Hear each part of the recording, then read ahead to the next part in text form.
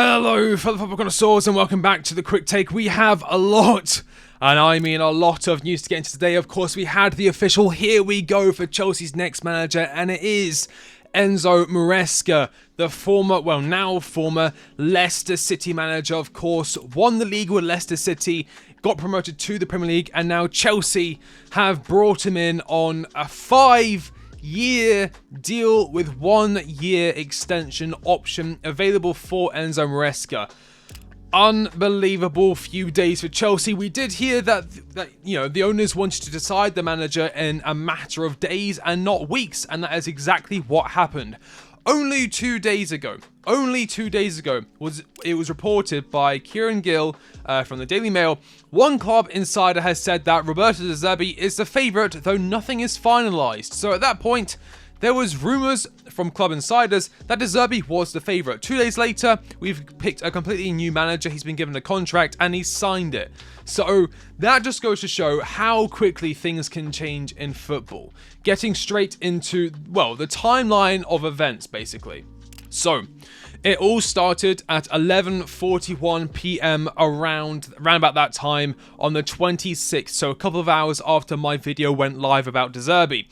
Enzo Maresca had positive contacts this weekend with Chelsea and is very keen on becoming the next coach. That is coming in from Fabrizio Romano, as I said, 2 days ago, or a day and a half ago, because it was released basically at midnight.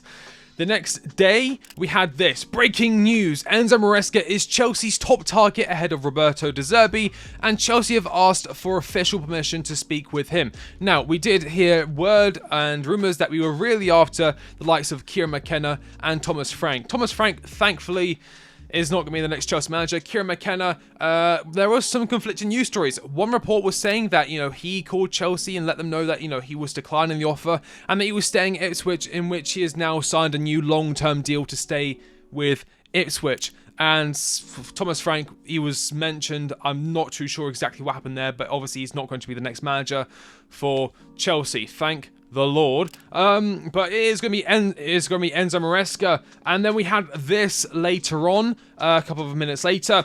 Maresca impressed in talks and is viewed as the ideal fit at Chelsea. He focuses on possession-heavy football. We are a side that is incredibly technical, and I think that this team will benefit heavily from having a manager that is going to inflict possession-heavy football. I think he's going to be able to get the best out of the likes of Enzo Fernandez, and we'll get into that in just a minute. Although I do have my questions, and I'll also get into those later on in the video.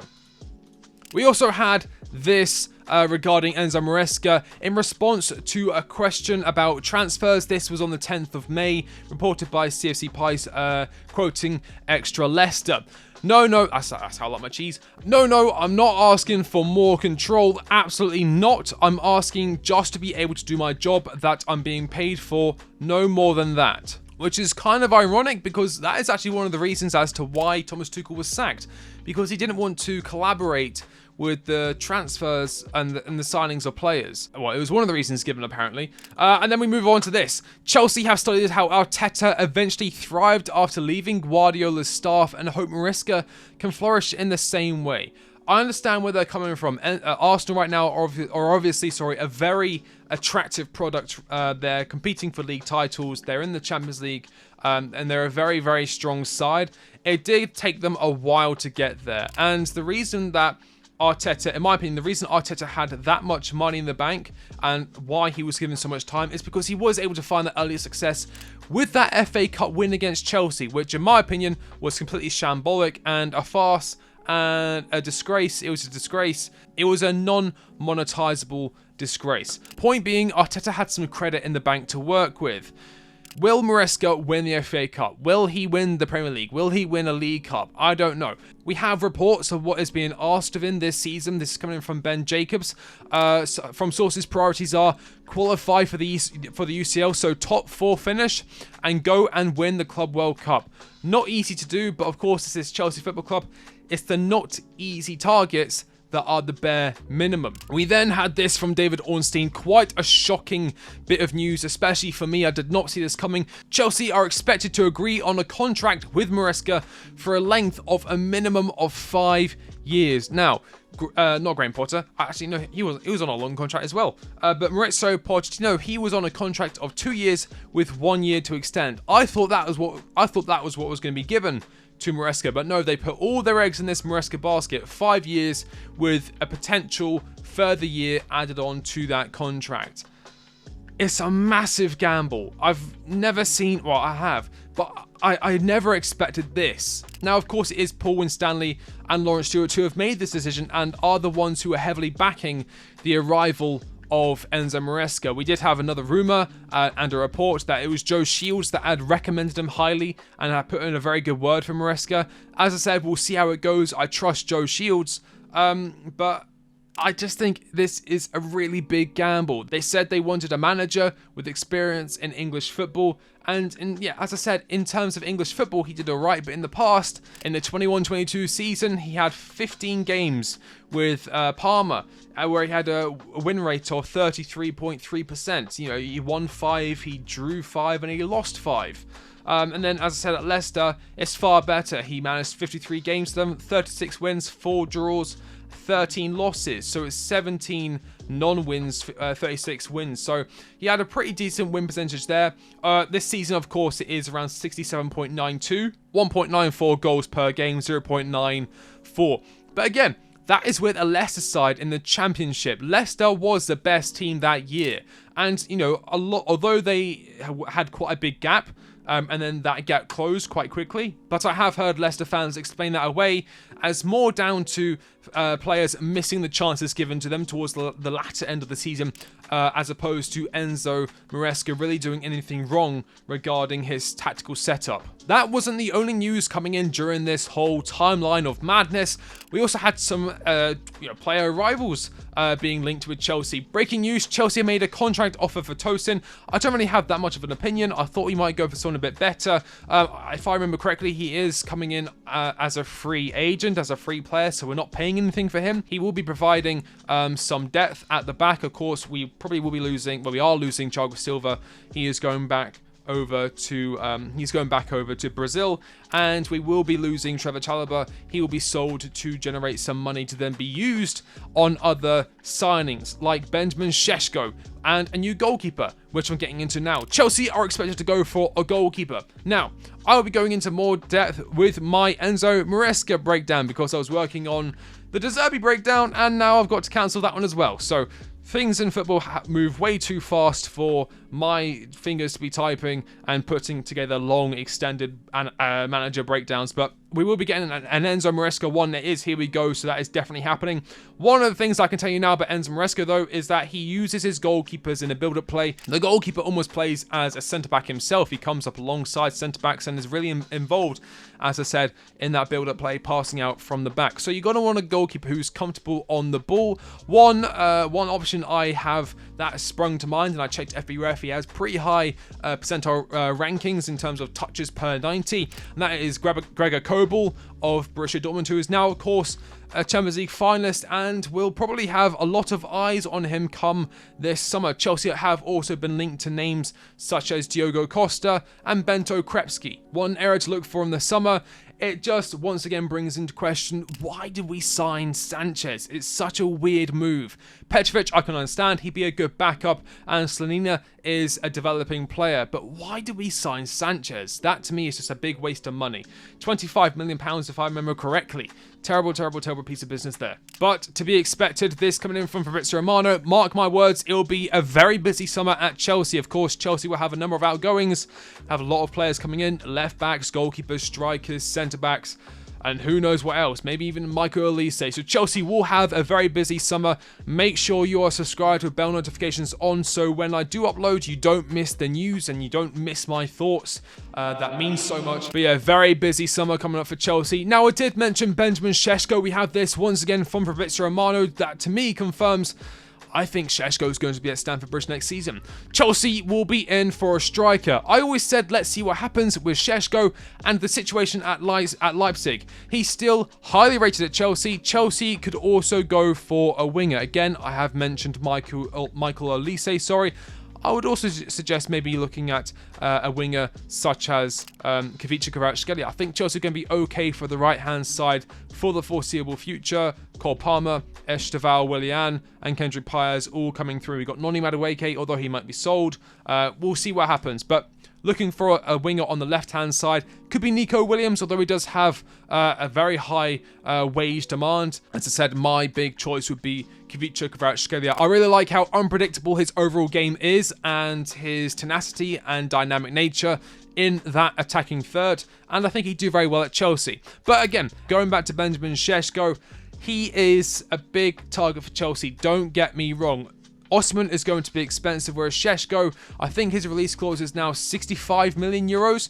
Not too bad for what you're getting. As I said, 20, nearly 21-year-old striker, very tall, lots of potential, great goal scorer. As I said, I compared him to Jackson and I compared him to Osman, and Sesko is beating both of them when it comes to non-penalty goals per minute on average. Sesko is a fantastic striker, and I think we could do much, much worse than the Slovenian striker. Moving on to more details regarding Enzo Maresca. This is coming in from Sky Sports. Inside details regarding Maresca, and I just would like to preface this by saying we are going to see a lot of news stories like this for the foreseeable future.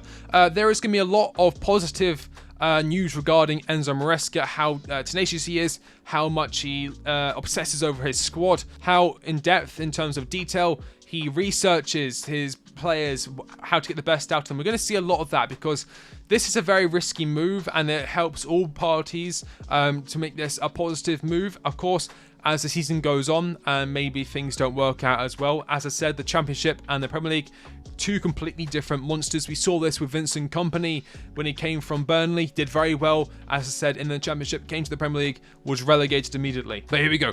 Maresca, through his representatives, was saying, I know all the players.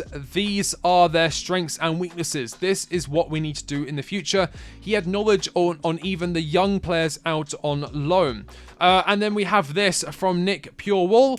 Chelsea have been won over by Maresca's detailed plans for Enzo Fernandez. Maresca has understood to present multiple sets of shifts that he believes would get the best out of Enzo Fernandez. Of course, last season, Enzo was playing through a hernia. He was playing through injury, a lot of pain, getting injections before each game.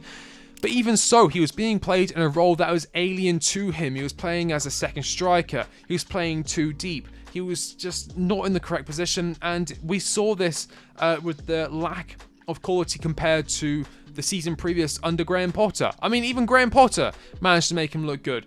He just doesn't fit a side that is too transitional, that is too press heavy. Whereas Enzo Maresca's football, it's a lot slower. It's a lot more progressive. It's a lot more take your time, destroy a team through tactical and technical brilliance. And I think that is where Enzo Fernandez is going to shine. So one big positive of Enzo Maresca coming in is we will see Enzo Fernandez shine.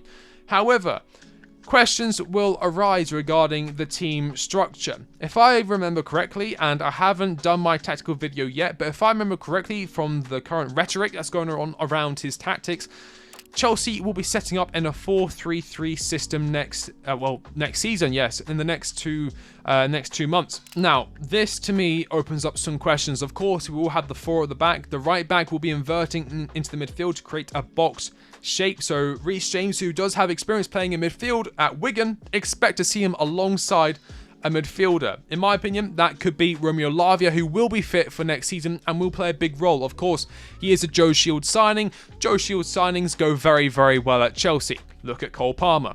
I do expect Lavia to play a big role next season.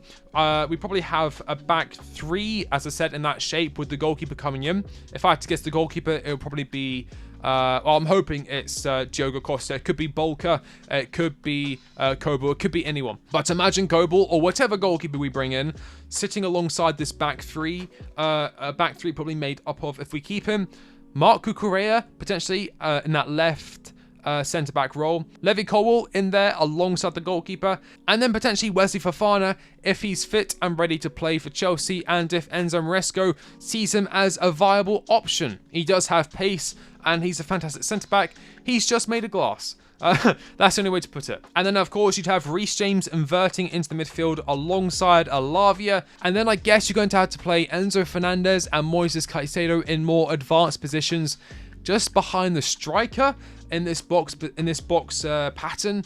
If we're going to go by what I've seen regarding his tactical setup. Again, still need to do the full breakdown. And then you got obviously the wingers, whether that's Nicholas Jackson playing on the wing, Mykhailo Mudryk, Cole Palmer, these kind of players. Christopher Nkunku maybe playing on a wing, and then the central striker, who is going to be a bit more dynamic, getting involved in that passing play. I can imagine that being Benjamin Sesko. I think Osman can also get involved in that role. His passing isn't terrible.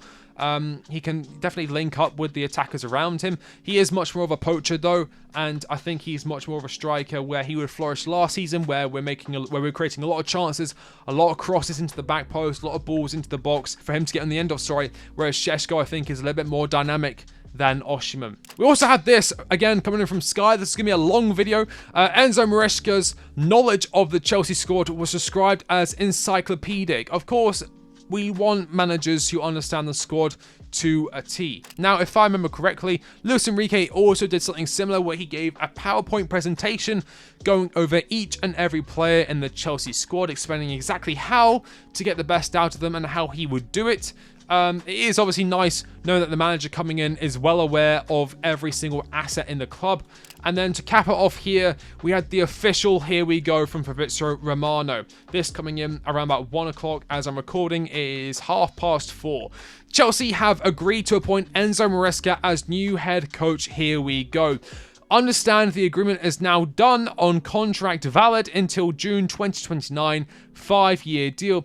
It will also include an option to extend until June 2030. Chelsea Football Club set to pay compensation fee to Leicester, and I think I'm correct in saying that compensation fee is around £10 million or euros, around about that area. Quite a lot of money for a manager just coming up from the Championship. In terms of final thoughts, I'm going to reiterate what I said earlier. I think this is a massive, massive gamble, and what I would like to ask is, what if it doesn't work? What do we do then? What if we're at Boxing Day and we're 12th, we're 13th, Enzo's playing terribly, the squad is failing to break down teams in low blocks, we're having a lot of possession, we're getting a lot of like 0-0s, 1-1 games because the players up front are still not clicking, they're still not finding their feet in front of goal. At what point does questions arise around Enzo Maresca's future? Again, he's been given a 5-year contract. I'm not saying I want him gone. I'm going to back him. I didn't agree with this decision, but I'm going to back him. At what point will it be too much to say we've got to stick through? That is my big question, because Chelsea, as we all know, it's a club that prides itself on winning titles, on winning trophies. They've already outlined what they expect from him. Club World Cup title and top 4 football. Top 4 football is not easy to achieve in the Premier League. He did it with Leicester in the Championship. As I said, 2 completely different beasts. It's going to be a very, very tough job, I feel, for Enzo Maresca. Another little worry I have regarding Enzo Maresca is his past in Italy. As I said, he did manage Parma, and he was sacked after 14-15 games with them and then became the assistant coach at Manchester City. The reason why he left, or the reason he gave as to why it didn't work at Parma, is quite similar to what has happened at Chelsea. Speaking via Gazzetta, Maresca admitted, "I like the idea of returning to Italy after so many years. I accepted with enthusiasm, and at City they understood and supported me. Unfortunately, it didn't go as hoped. We signed 14 new players. It was a young team with an international environment. I was training in 4 languages, and it wasn't so quick to get certain concepts across. The start was difficult, and from the outside, there was a tendency to always see the glass as half empty. It ended after 13 games, and I was very sorry. I still think we were on the right track." So it didn't work at Parma because they signed too many young players, and it was international. I mean, look at Chelsea. We've signed too many young players, and a lot of them are international. I'm not saying it's going to go as badly as Parma, where, as I said, he's got a 33% win rate, but things might not go as smoothly if history is to repeat itself. Now, of course, Parma and Chelsea are two different sides. Chelsea has a lot more quality at its disposal. But I'm just saying they are somewhat similar in terms of their overall environment. But let me know your thoughts on Enzo Maresca as the new Chelsea head coach. Do you think this is a good appointment, or do you think he will once again be sacked at the end of the season and Chelsea will be back to square one? Do you think we'll make top 4 football under Maresca? What do you think he will get out of this side? Who do you think will flourish most? I think Enzo Fernandez will have a fantastic season. Let me know your thoughts on Tosin, and let me know your thoughts on Benjamin Sesko in the comment section down below. I'll be reading every single comment. If you like the video, like, comment, subscribe. I've been The Quick Take, and I'll catch you on the next one. See you later.